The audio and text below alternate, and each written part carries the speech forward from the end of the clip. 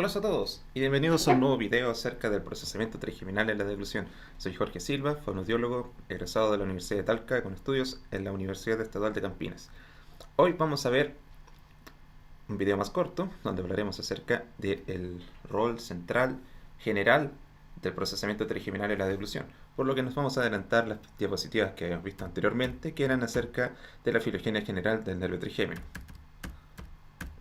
Acabamos de ver todos los núcleos sensitivos del trigémino y el núcleo motor y las subpartes de cada uno de ellos, especialmente en la, en la formación sensitiva y en el procesamiento conjunto entre fuerza muscular, perioral y tacto. Bueno, aquí tenemos entonces el rol central del procesamiento trigeminario. Es un rol bastante decisivo en la deglución porque aquí es donde interviene fundamentalmente la interpretación de las aferencias trigeminales para poder establecer las diversas propiedades físicas del bolo, entre ellas el tamaño, la forma, la textura, la viscosidad y todas esas áreas que se ven más o menos en la reología y la tribología de los alimentos. Para poder interpretar todo este tamaño de información que no solamente de tipo biofísica, sino también afectiva y bioquímica, existen diferentes lugares del sistema nervioso central que procesan toda esta información de manera conjunta, ya sea en serie o en paralelo.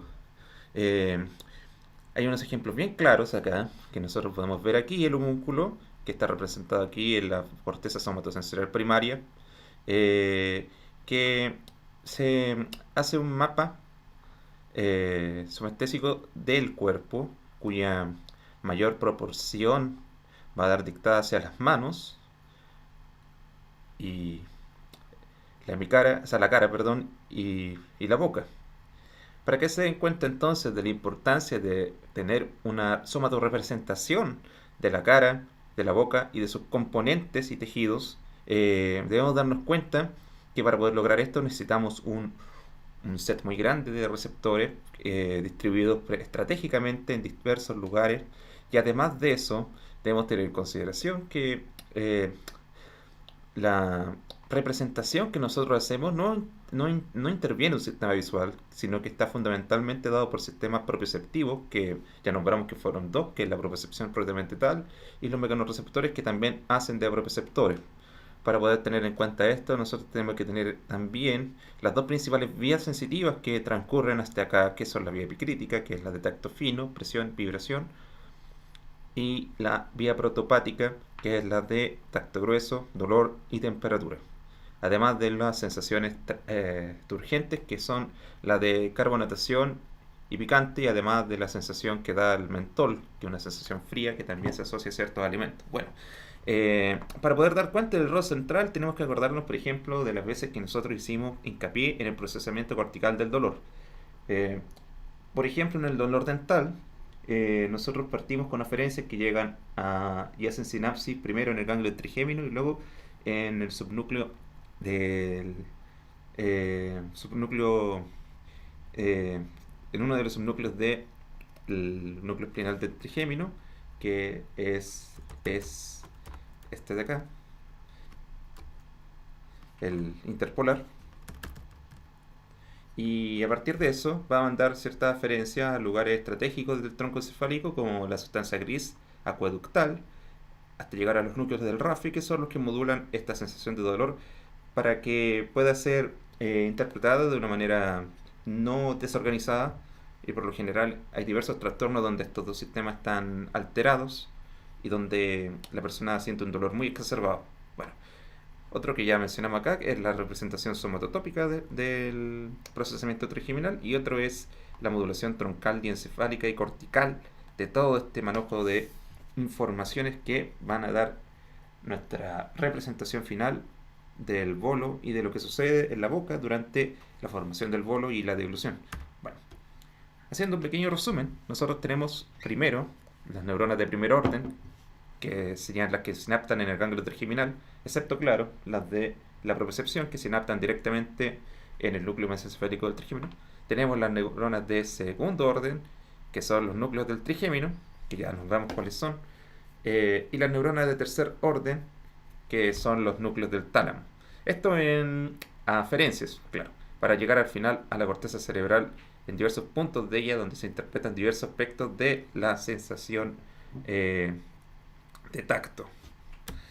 Bien, para poder hablar acerca de este gran y eficiente programa, nosotros tenemos que hacer referencia al patrón generador central. Y el patrón generador central es un sistema que coordina vías piramidales y extrapiramidales que manejan diversos aspectos de la deglución y también del habla, donde se ponen en juego diversos sistemas que garantizan que nuestros movimientos y sense de esos movimientos sean lo más adaptados y eficientes a conductas de supervivencia, en este caso de la deglución. Bien, para poder poner en juego este patrón generador central necesitamos esencialmente dos núcleos, que son el núcleo del tracto solitario y el núcleo ambiguo. El núcleo del tracto solitario, que se encuentra en el tronco encefálico, es y fue considerado durante mucho tiempo el núcleo de la deglución. Cuando se consideraba la deglución un acto motor reflejo, donde no intervenía en otro sistema, el núcleo del tracto solitario, era considerado el núcleo de la deglución, y aún hoy se considera que tiene un papel fundamental, ya que las personas que tienen accidentes vasculares o noxas en este centro van a tener una disfagia muy evidente. Y para poder interpretar la aferencia, este núcleo del tracto solitario lleva información de receptores de otros pares craneales como el facial y el glosofaringio, y también lleva receptores trigeminales. Y estos receptores trigeminales son los que envían los diversos tipos de información de tacto que van a llegar a este núcleo, van a ser moduladas y llevarán principalmente a los centros corticales superiores, que son los que interpretan esto y hacen la integración sensorial de diversas partes de cada una de ellas. Y cuando esta información es interpretada muy rápidamente, llegamos entonces a una eferencia que va a bajar hasta el núcleo ambiguo. Y el núcleo ambiguo es un núcleo que controla músculos de la deglución. Y esos músculos son los que se ponen en juego a la hora de masticar, morder, succionar, estrujar, entre comillas, todo lo que sea, todos los movimientos asociados a las conductas alimentarias. Bueno, cabe decir también que este núcleo del tracto solitario tiene una importancia fundamental en los reflejos de la deglución, de conductas alimentarias en neonatos, por ejemplo. Este núcleo son los que lo controlan. Y es este núcleo a quien vamos a después dar trabajo cuando nosotros hagamos intervenciones fonoaudiológicas en neonatos, sobre todo para ayudar a los prematuros a la coordinación de la respiración y la deglución, entre otros más. Bien, aquí tenemos las vías trigeminales desde el punto de vista sensitivo.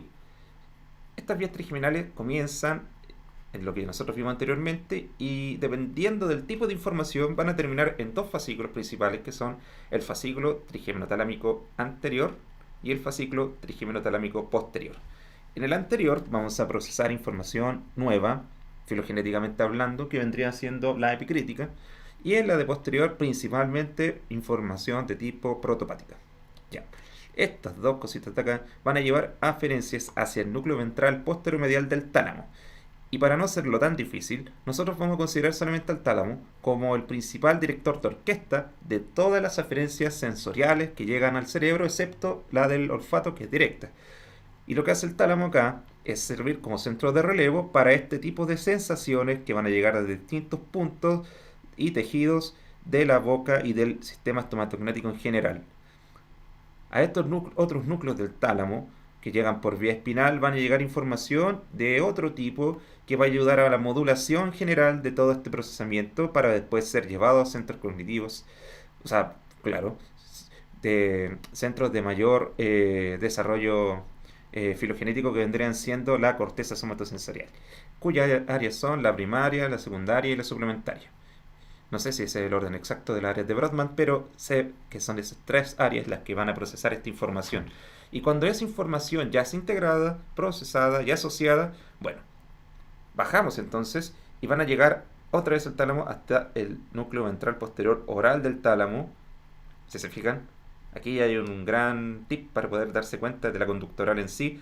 Y van a ser procesadas también por el cerebelo, que monitoreará esta información motora para poder darle metría y sinergia y asegurar la tonicidad de cada uno de los músculos que van a entrar en un rol muy fundamental porque este tipo de eferencia motora tiene que tener en cuenta diversos mecanismos de retroalimentación y de feed forward que van a traer el juego más adelante con el procesamiento de las fuerzas necesarias para no desencadenar noxa al momento de deglutir. Bien, cuando nosotros llegamos a córtex cerebral como tal, nosotros tenemos que darnos cuenta que al igual que la filogenia del nervio trigémino, existe una filogenia también aquí, donde los sistemas más primitivos, aunque no tan primitivos, dependiendo, van a comenzar desde lo límbico hasta llegar a la corteza somatosensorial en general. Esto no es tan antiguo, es del 2016.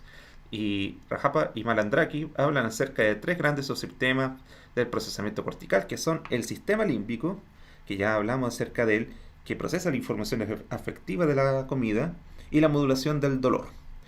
Estas dos grandes estos dos grandes clústeres de información van a poder procesar información efectiva de la comida, sobre todo, por ejemplo, en situaciones como la lactancia o el hedonismo en la comida, y la modulación del dolor, que va a tener mucha relevancia en procesos vitales del ciclo vital, como, valga la redundancia, como la aparición de la dentición, la modulación del dolor en la vejez, etcétera. Aquí el sistema límbico tiene una importancia fundamental porque un acto tan fundamental como alimentarse tiene también significaciones de corte afectiva que van a determinar mucho de esa eficiencia y que por lo general los fonoaudiólogos no tenemos mucha experiencia, salvo, claro, que la especifiquemos a áreas que se trabajan de manera individualizada en deglución, como es la lactancia, por ejemplo. Bueno, y siguiendo más arriba, tenemos al lobo de la ínsula y el opérculo frontal. Estas dos grandes áreas van a procesar principalmente la integración sensoriomotriz de toda esta información trigeminal. Y en el caso del opérculo frontal, va a procesar las conductas orales. Las conductas orales tienen importancia fundamental porque son las conductas orales que va a desarrollar el niño o niña a partir de maduración de conductas más evolucionadas respecto a la alimentación. Por ejemplo, el acto de llevarse los objetos a la boca a los 3 meses, por ejemplo, va a evolucionar al cuarto mes a llevarse los objetos de la boca mirándolos. Y así va a mantenerse hasta llegar a conductas, por ejemplo, de cómo posicionar bien un vaso a la hora de tomar agua. El opérculo frontal tiene importancia fundamental aquí, porque el opérculo frontal es parte del neocórtex y participa en las funciones ejecutivas como tal. Y cuando ya tenemos todo esto, llegamos a la corteza somatosensorial y aquí es donde se asocia y se procesa toda esta información para poder llevarla a eferencias que modifiquen la conducta motora en sí. Bien. Lo último que tenemos entonces son aspectos somestésicos generales de todo este sistema, ya que no todo es proporcional, sino que existen áreas que tienen una mayor densidad de receptores y procesamiento de información que otras. Por ejemplo, la región perioral, que son la de los labios, son más sensibles a la vibración. Si ustedes se dan cuenta, la vibración es fundamental en cómo, por ejemplo, nosotros al mamar ejercemos una presión donde la leche va expulsándose, o sea, introduciéndose a la boca a partir de una fuerza específica, y esa fuerza específica es la que sensa la región perioral en la vibración.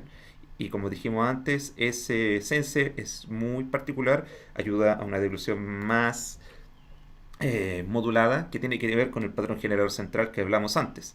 Bien, y aquí tenemos la región facial. La región facial es más sensible a la presión. Esto tiene mucha importancia en distintos aspectos de la deglución. Por ejemplo, en lactantes. En el método canguro, una hemicara está en contacto constante con la piel o el cuerpo de la quien amamanta al niño, que pudiera ser una mujer y como pudiera ser un hombre también en translactación. Pero el caso es que en ambos, en la región facial se está procesando presión y esa presión se asocia a componentes afectivos que tienen que ver con el apego, que también se procesan en el lobo de la ínsula, y esta información se procesa a la par con las demás sensaciones que hay durante la lactancia materna o de translactación, por ejemplo. Y aquí tenemos entonces que en el labio superior, la nariz, punta de la nariz y punta de la lengua, existen los umbrales más bajos. nosotros vamos a ver más adelante que como tienen umbrales más bajos, la capacidad que tienen los receptores de poder sensar es muy poderosa porque necesitan un estímulo muy débil para para despolarizarse y enviar esa información a centros superiores donde se va a interpretar. Es por eso que nosotros tenemos el labio superior, la nariz y la punta de la lengua con los umbrales más bajos porque son los puntos de entrada de la deglución. Bueno, si no consideramos la etapa anticipatoria, por ejemplo, donde la vista y el olfato e inclusive la audición tienen importancia fundamental. Pero volviendo al punto, la estimulación táctil aquí, por ejemplo, también tiene que ver con la secreción de saliva en sí, que vamos a ver más adelante con referencia, igual como lo hicimos antes, y también con las aferencias directas hacia el cerebelo, que tienen relación con el habla y la posición de la cabeza, como hablamos antes. Y la mayor parte de las aferencias trigeminales de las cuales hablamos son contralaterales, lo que significa que si yo tengo un daño en una aferencia trigeminal, es más probable que yo encuentre la parálisis, la parestesia en, en, en el lado contralateral. Hay algunas excepciones, por ejemplo, en el núcleo mesencefálico del trigémino, que es ipsilateral, porque no se une de la forma en que se unen la otra aferencia, y el núcleo sensorial principal del trigémino, que manda, creo, un 10% de aferencias de manera ipsilateral. Recuerden, por ejemplo, la vía de los cordones dorsales y la vía anterolateral. Una de ellas tiene una preponderancia hacia una transmisión contralateral y otra ipsilateral, y así. Bueno, y en animales no humanos existen aferencias trigeminales relacionadas con la conducta orientada de la cabeza. Van a disculparme los bigotes entre comillas. No conozco cómo se llaman exactamente, si hay algún veterinario o veterinaria que me dé el tip o un zoólogo, pero sabemos que estas aferencias trigeminales van a ese colículo superior porque ayudan a la orientación de la cabeza en aspectos sensitivos y esto tiene importancia fundamental, por ejemplo, para obtención de comida o para la maduración de reflejos que ayuden a estos animales a sobrevivir. Perdón. Bueno, y para poder dar un resumen de todo lo que hemos hablado hasta ahora, ya que no vamos a hablar más de receptores como tales, sino hasta mucho tiempo después, son primero hablar de los mecanorreceptores, que su modalidad son el tacto, la presión y la vibración, y cuya relación con el bolo tiene que ver con la textura del bolo, en particular el tamaño del bolo, la sensación del bolo y la viscosidad del bolo. Y también tienen que ver con el tamaño del bolo, por ejemplo, en bolos grandes en vez de pequeños, y se sabe, por ejemplo, que en algunas disfagias es más conveniente aumentar el tamaño del bolo, así como en otras al revés. Aquí los mecanorreceptores van a ser fundamentales. Entonces, para poder saber eso de antemano, yo primero evalúo mecanorreceptores. Bien, tenemos nociceptores que ven dolor y que tienen que ver, entre otras cosas, con la turgencia, la sensación de turgencia en el bolo, por ejemplo, la de la sensación de picante o la sensación de carbonatación. Y tenemos entonces propioceptores, que ya sabemos que son por doble vía, que modulan la posición, perdón, tienen modalidad de posición y que, valga la redundancia, sensan posición del bolo en la lengua o en la faringe. Importante esto, muy importante. Hay un sector de la faringe que es inervado por el nervio trigémino, en concreto por el ganglio etérico palatino o rama B2 maxilar del nervio trigémino, cuya parte no es solamente vagal, porque muchas veces se hace o glosofaringeo y muchas veces se hace ese hincapié. El nervio trigémino también tiene que ver con la faringe, también es importante ver eso. Y tenemos termorreceptores, y esos termorreceptores, cuya modalidad son temperatura, sensan la sensación de frío y calor en el bolo, y ya sabemos que la sensación fría mejora todo esto de la deglución, y también en distintos tipos de consistencia, pues, sopa, helado, etc. Los quimiorreceptores no los vamos a ver mucho porque son del facial y del glosofaringio y del vago, y su modalidad, perdón, tiene que ver con el gusto, y eso no interviene en el trigémino, excepto tal vez cuando consideren a las grasas como sexto sabor, y ya veremos más adelante que el nervio trigémino tiene mucha importancia en el sense de las grasas.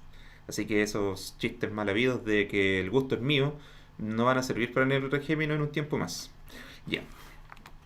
Y tenemos mecanorreceptores y nociceptores y termorreceptores que trabajan de manera multimodal, que son los que dan la sensación de quimiostesis o quimiostasis, no sé si los dos sean lo mismo, pero tienen funciones relacionadas al bolo en relación con la astringencia del bolo, que es la irritación química que produce el bolo, el grado de, por ejemplo, si yo como con mucha saliva encima que emulsiona el bolo versus a una sensación seca del alimento, que por ejemplo en personas con serostomía pudiera pasar, la astringencia aquí se modula de manera multimodal.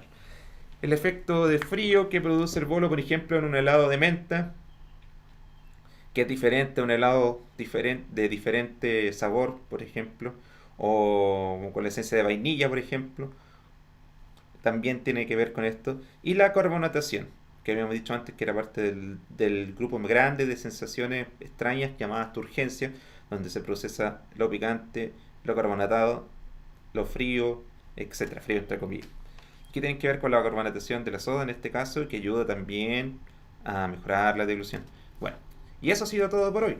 Más adelante veremos otros aspectos del procesamiento trigeminal que tienen que ver con la mandíbula y la unidad cérvico-cráneo-mandibular, que es una unidad más grande que la del sistema estomatognático y es fundamental evaluarla de manera multidisciplinaria, perdón, transdisciplinaria, porque es un aspecto que interviene el cuerpo en su totalidad y ya no es simplemente cabeza y cuello como eh, se quería hacer ver dentro de la disciplina hasta hoy, es algo más complejo y es conveniente saber algunas cosas para poder tener en cuenta su evaluación, no solo en los libros de motricidad orofacial, sino que también en otros aspectos fundamentales de la deglución y en diversas patologías diferenciadas.